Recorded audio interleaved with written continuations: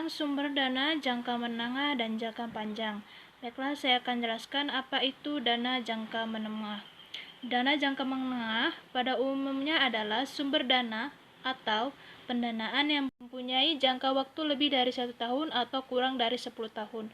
Nah, ada jenis-jenis sumber dana jangka menengah. Yang pertama itu term loan, kedua equipment loan, dan ketiga ada leasing. Pada jenis pertama yaitu term loan, yaitu kredit usaha dengan umur lebih dari 1 tahun dan kurang dari 10 tahun.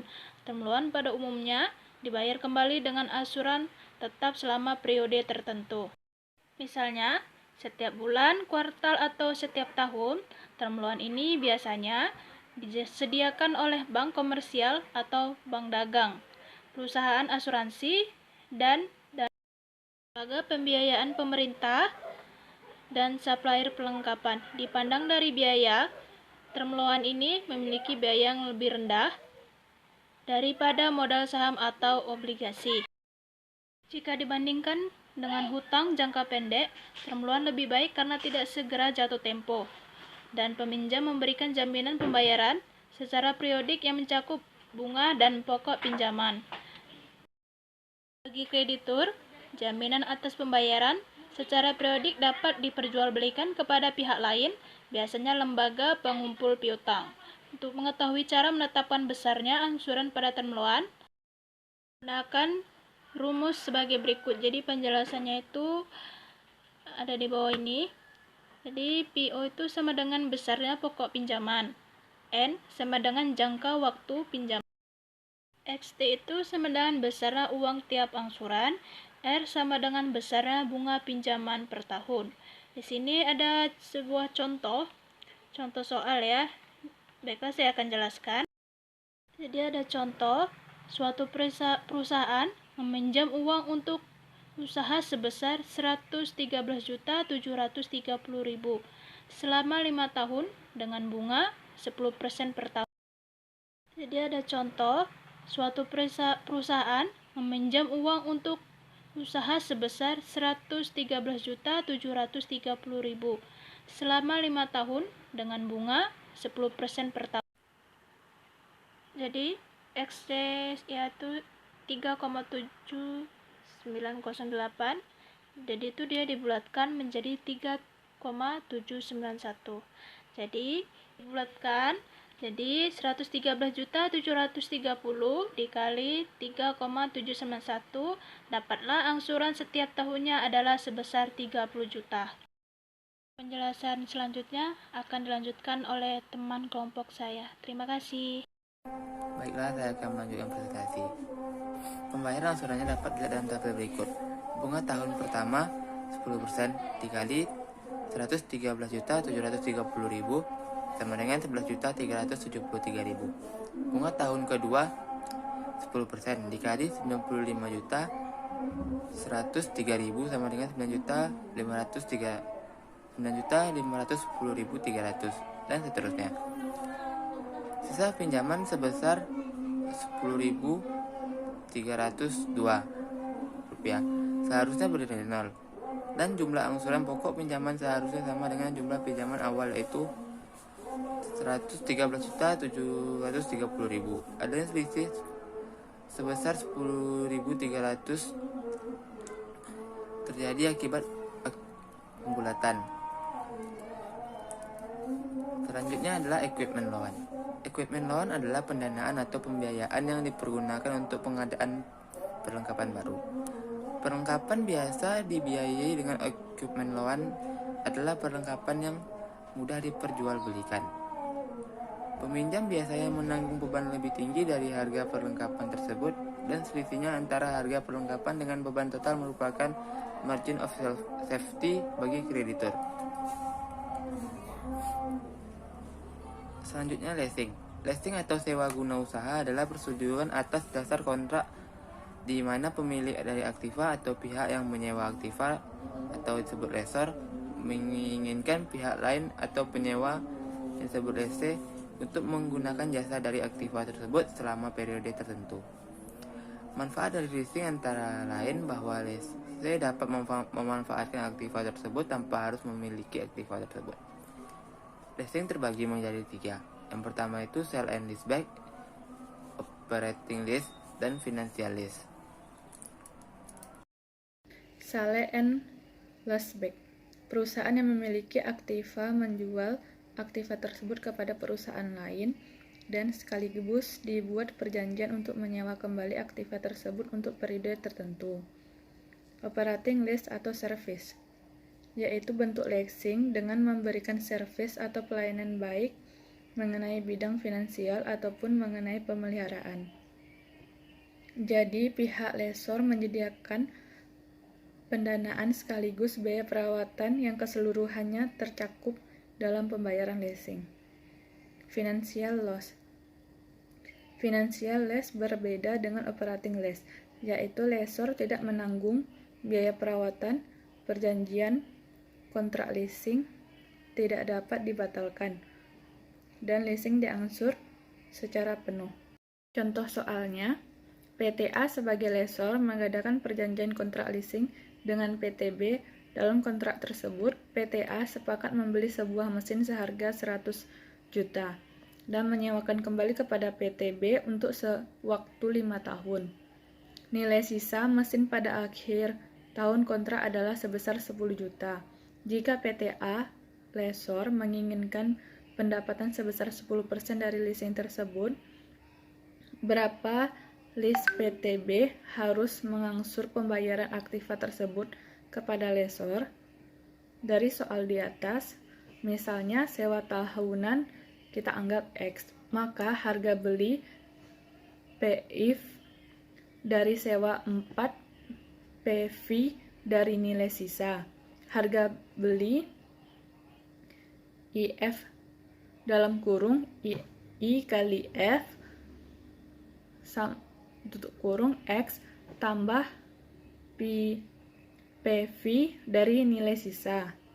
IF adalah interest factor dari investasi yang bersangkutan. Istilah interest factor sama dengan istilah discount rate.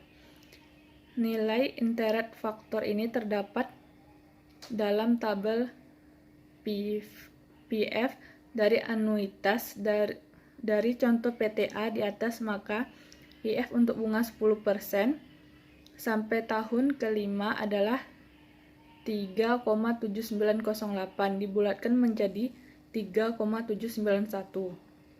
Sedangkan untuk PV dari nilai sisa digunakan tabel PV untuk bunga 10% pada tahun kelima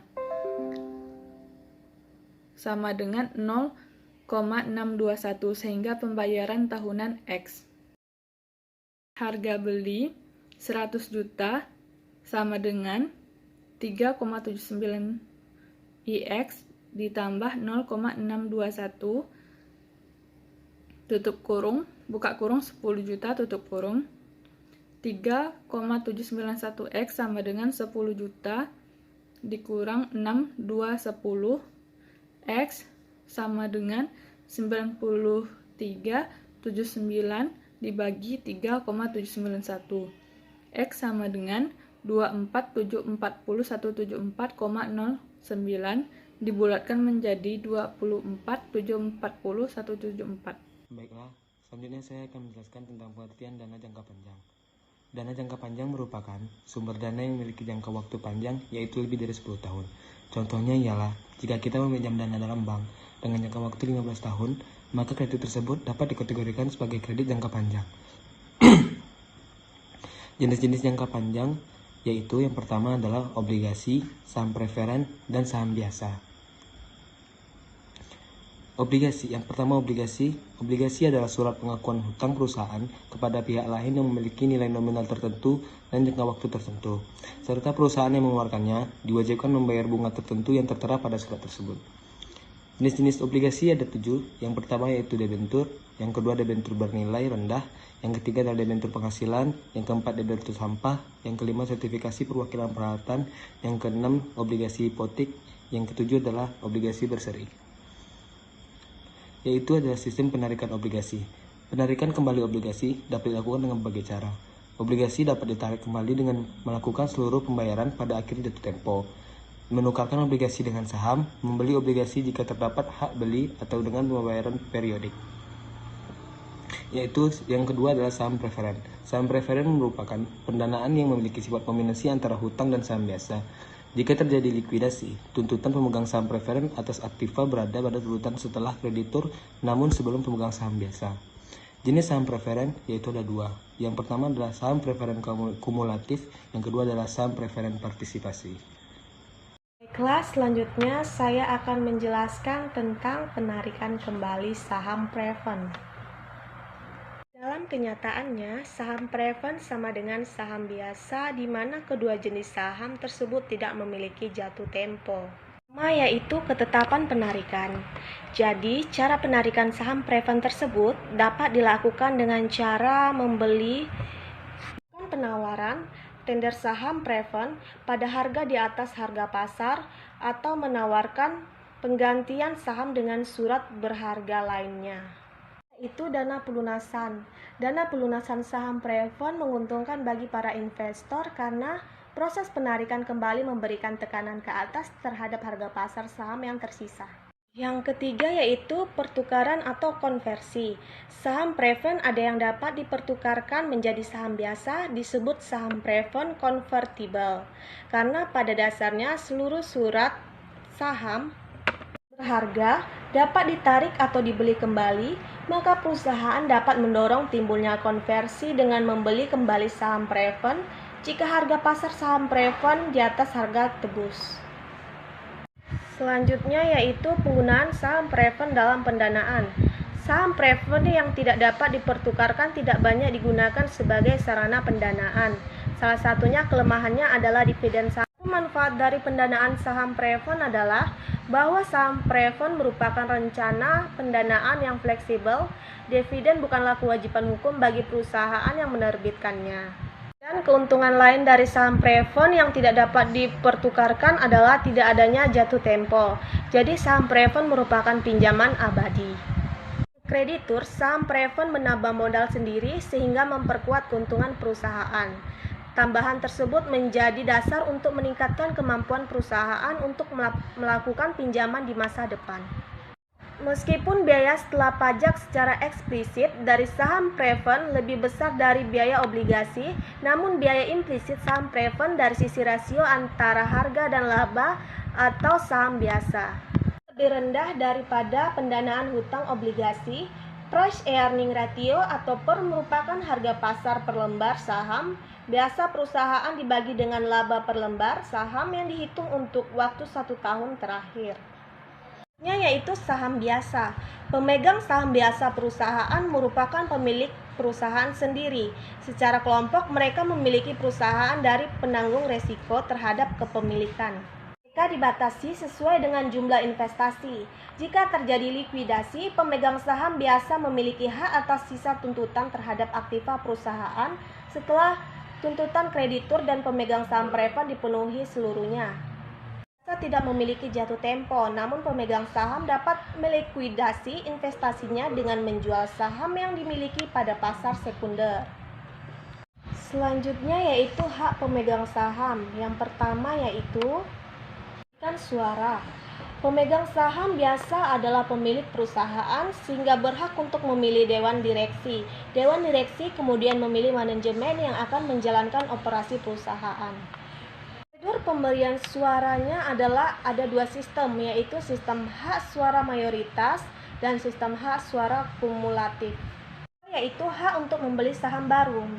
Anggaran perusahaan mengharuskan menerbitkan saham yang baru, maka hak prioritas dimiliki oleh pemegang saham lama untuk memiliki saham baru tersebut. Dengan kata lain, jika perusahaan menerbitkan saham biasa yang baru, maka pemegang saham biasa harus diberikan hak untuk memesan saham baru tersebut. Yaitu hak memperoleh pembayaran dividen. Dividen merupakan bagian laba perusahaan yang dibagikan kepada pemegang saham. Laba yang dibagi adalah laba bersih setelah pajak. Diberikan kepada pemegang saham didasarkan atas dasar per lembar saham yang dimiliki dan besarnya dividen payout ratio antara dividen yang dibayarkan dengan laba bersih setelah pajak. Itu hak atas aktiva setelah pembayaran yang lebih senior dalam likuidasi. Apabila perusahaan likuidasi, maka kewajiban perusahaan yang pertama adalah melunasi hutang kepada kreditur. Apabila kewajiban kepada kreditur telah terpenuhi, maka para pemegang saham memperoleh hak atas aktiva perusahaannya. Selanjutnya yaitu saham biasa dua jenis atau dual class common stock. Untuk mempertahankan kontrol bagi manajemen, pendiri atau beberapa kelompok lainnya dalam perusahaan, mungkin perusahaan memiliki lebih dari satu jenis saham biasa. Pada umumnya, penyelenggara perusahaan dan manajemen memiliki saham jenis B, sedangkan saham jenis A dijual kepada masyarakat umum yang telah go publik. Saham jenis A biasanya tidak memiliki hak suara tetapi memiliki prioritas lebih dahulu atas tuntutan terhadap dividen, sedangkan saham jenis B kebalikan dari saham jenis A. Baiklah, sekian dari hasil presentasi kami. Apabila ada kesalahan kata, kami meminta maaf. Sekian dan terima kasih.